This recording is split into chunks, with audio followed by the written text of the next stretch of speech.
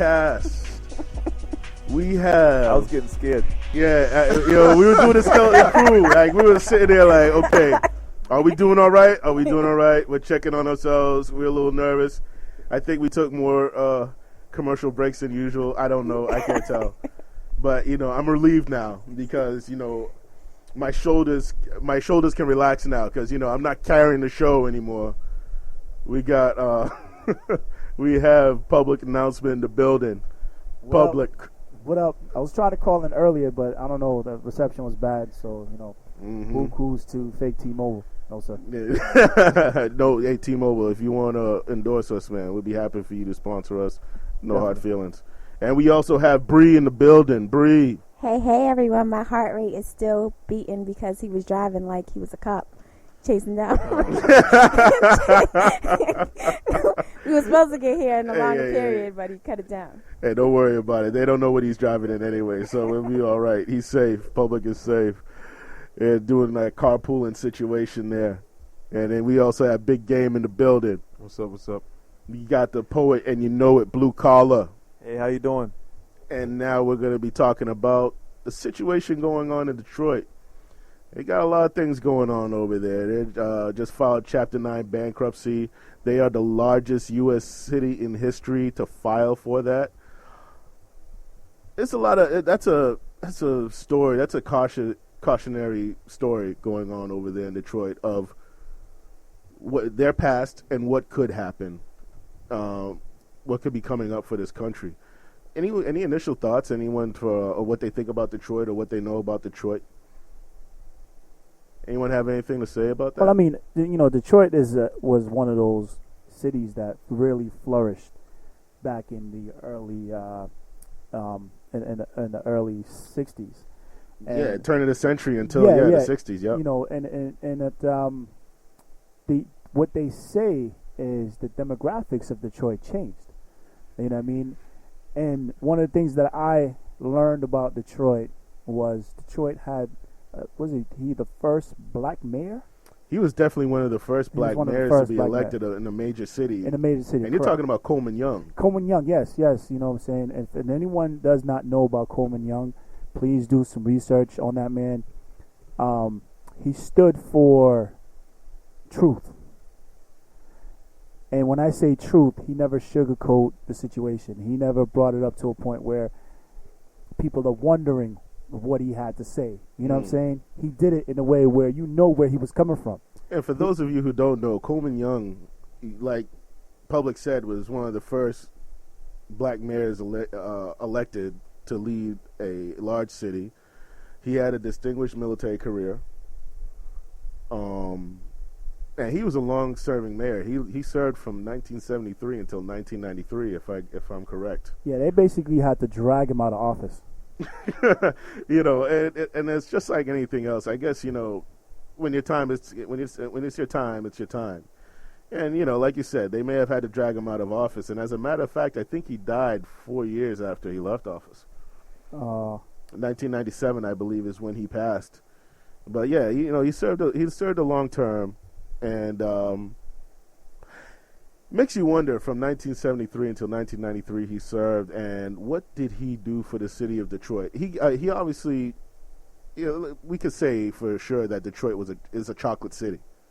It has a large black population. That's a term that you use when, a city has a large, or a prominent black population. You call it a chocolate city. Detroit is definitely a chocolate city.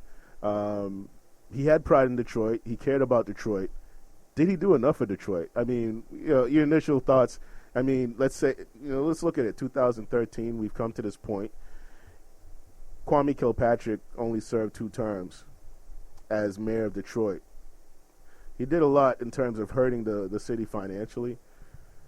But don't you think that Coleman Young played his part in not helping Detroit? I mean, my initial thoughts, I say that he did. I think that he hurt Detroit a little bit because he took such a harsh stance that it didn't provide the opportunity to work with the community, the white community that left the city for the suburbs, and it basically came into I think it turned into a shutout situation where, you know, I don't know, the white community that left Detroit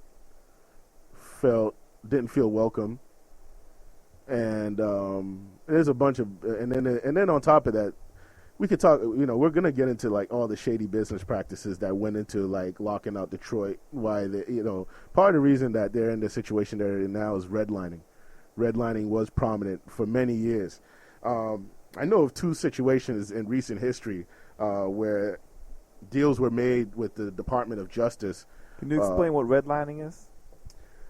Redlining is when you exclude a certain community from the opportunity to get loans. And banks usually do this. Banks did this in Roxbury in the 70s and early 80s. They definitely did this to the city of Detroit. Not just sections, because Roxbury is a section of Boston. They redlined Roxbury, but they redlined the city of Detroit. Basically, Isn't it more than just prohibiting them from getting loans? They prohibit It's prohibiting them from moving in the area, period. Yeah, I mean, whether you say, I'm sorry, there's no dogs on the street, or whatever, just putting up silly boundaries to keep a certain group of people out, right? Yeah, they and I think that does definitely is involved in the situation. And I'm looking at it more from the financial standpoint, since they're going to the bankruptcy. So in my mind, when I think about the redlining situation, I'm definitely focused on like what the banks did. Old Kent Bank recently made a settlement with the Department of Justice in 2004, where they settled for about $3 million and doing things for the community. For they unlawfully avoided making business and residential loans in predominantly African American neighborhoods. The lawsuit was filed under the Fair Housing Act, and it was the first lawsuit filed for discrimination in commercial lending. I mean, they specifically said no businesses are going to get started in Detroit with our money. Wow. Well, that's not necessarily true, Anthony Cook. I'm gonna break it down. That's according to what the lawsuit that the Department of Justice filed in 2004 and settled. Right. So I do have some information here. I did some research from the New York Times, and so it must be true. A couple of things. Well, the New York Times is not the be all end all, but what would happen is Detroit was one of the first hosting city for Formula One. Formula One racing? Yes. Remember, Detroit also hosted a Super Bowl with the new Ford Stadium. That was recently, right? That was recently. Yeah. All right. But we're talking, you said financial, so I'm just trying to say that this city has so much potential. Why did it end up going bankrupt? Well, because they were denied. Well, one of the many reasons is that they were denied loans. Basically, the whole city was denied loans from major banks, and that hurt them a lot. And because they were denied those loans, the people that did give loans, and I'm not just talking commercial, I'm talking residential as well. Residential loans for home improvement and buying homes. There were predatory lenders that got involved, and the predatory lenders, took their toll on the residences of Detroit. I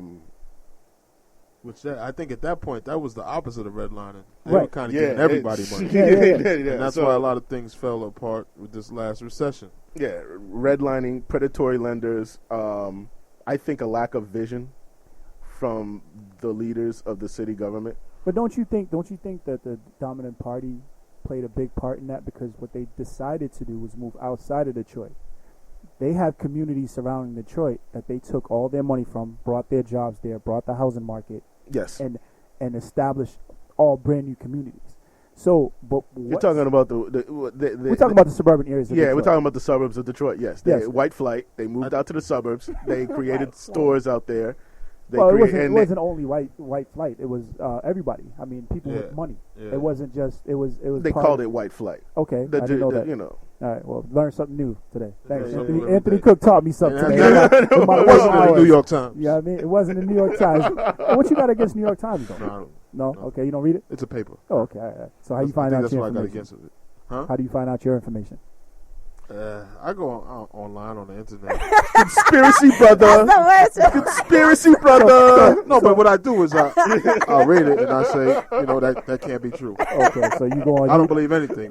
So you go on YouTube and then find I out. don't believe anything. Conspiracy unless I see it. brother. And if I see it, I still question it. No, but I had a question, right? Yeah. So if Detroit's like one of the oldest cities, right?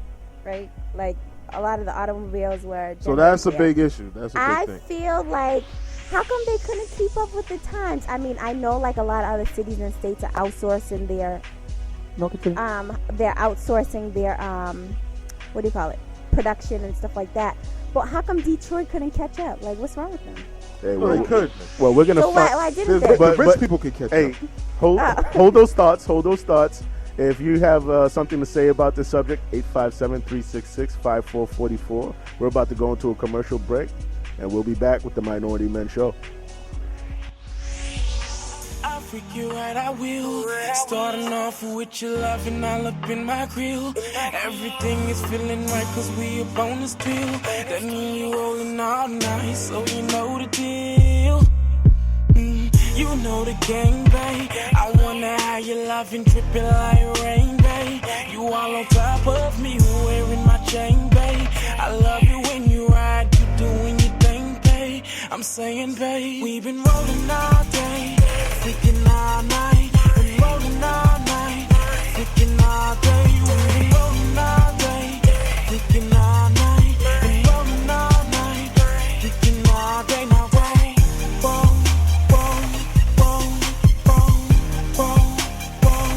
let me see you roll.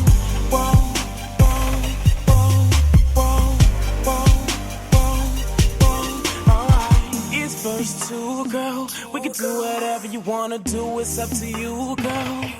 Matter of fact, lay down, let me tell you what to do, girl. And know the trick, but I got you feeling like a school girl. You know the city life, fast money and sex with love on the side. So baby girl, tell me is you feeling right? Cause baby girl, we bout to roll all night. Alright, we've been rolling all day, freaking all night. Been rolling all night, freaking all day. We've been rolling all day, freaking all night. Been rolling all night, freaking all day. Now roll.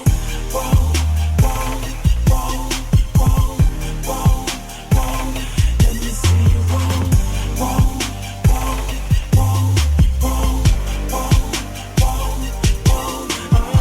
I'll freak you right, I will. I'll freak you right, I will. I'll freak you right, I will. I'll freak you right, I will.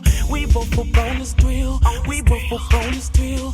We both up on this thrill. So tell me what's the deal? I'll freak you right, I will. I'll freak you right, I will. I'll freak you right, I will. I'll freak you right, I will. We both up on this thrill. We both up on this thrill. We both up on this thrill. So tell me what's the deal? Freaking all night, been rolling all night, freaking all day, all day, yeah. Freaking all night, been rolling all night, yeah. Freaking all day, whoa, whoa, whoa, whoa, whoa, whoa. Let me see you roll,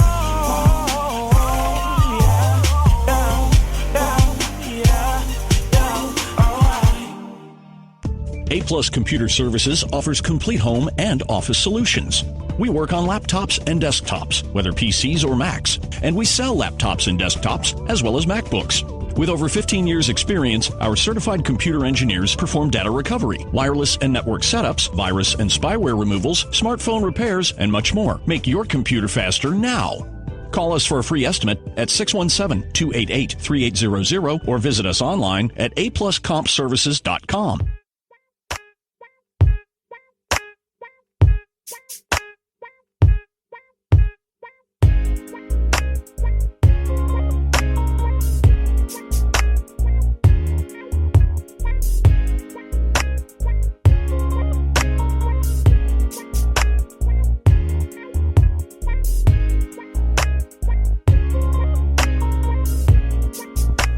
Welcome back to the Minority Men